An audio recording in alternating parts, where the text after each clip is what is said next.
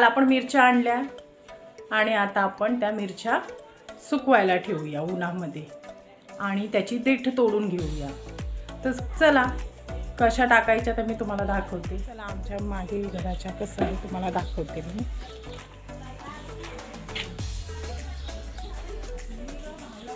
मागे घरच्या मागे जायला रस्ता आहे.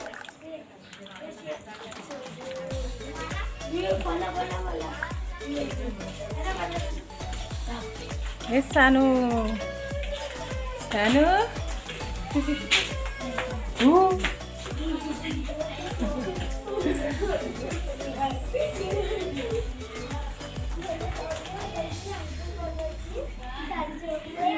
तर इथे मिरच्या अशी खोट टाकली आहे आणि आता मिरच्या वाळत घातल्या आहेत तशा खोटवरती. मी सकाळीच मिरच्या टाकलेल्या आहेत. आता आपले 12 वाजले आहेत. मी सकाळी 8 वाजताच मिरच्या इथे टाकून घेतल्या आहेत. होऊ शकता काठी घे का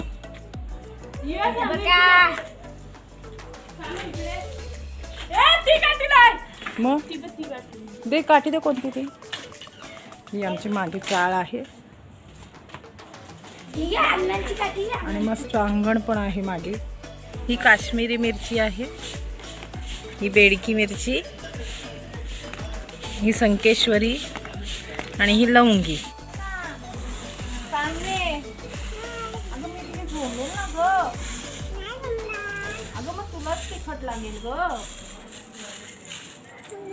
शानू ऐकल आहे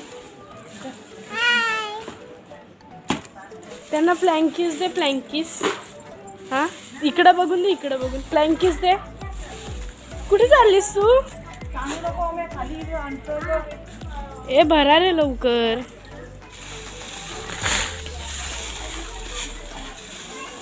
इथे बघा पूर्वी पण मिरच्या निवडते. इथे ओम सुद्धा मिरच्या निवडतोय. बघा माझी तिन्ही मुलं किती गुणाची आहेत, मिरच्या निवडतायत. इथे शुभ्रा पण निवडते आणि इथे आमची सानू पण निवडते मिरच्या. आता सानूला मिरची लागली की सानू बॉम्ब मारणार. कशी बॉम्ब मारणार सांग? अशी अशी बॉम्ब मारणार. आग लागेल की नाही सानू.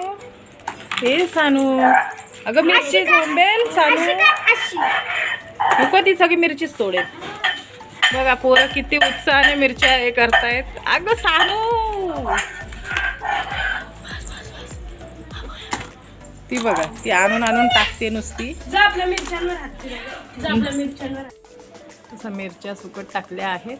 आता आपण निवडून घेऊया.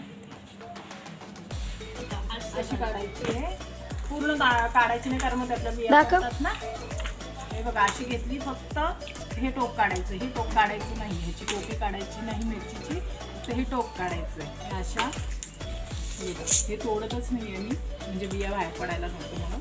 इथे तुम्ही मिरच्यांची देठं काढताना पहिली काळजी घ्या की तुमच्या हाताला तेल लावून घ्या, खोबरेल तेल लावून घ्या. दुसरी म्हणजे त्याचे पूर्ण टोक काढायचं नाही, कारण बिया पडल्या की त्याचा तिखटपणा कमी होतो, म्हणून पूर्ण देठ काढायचं नाही.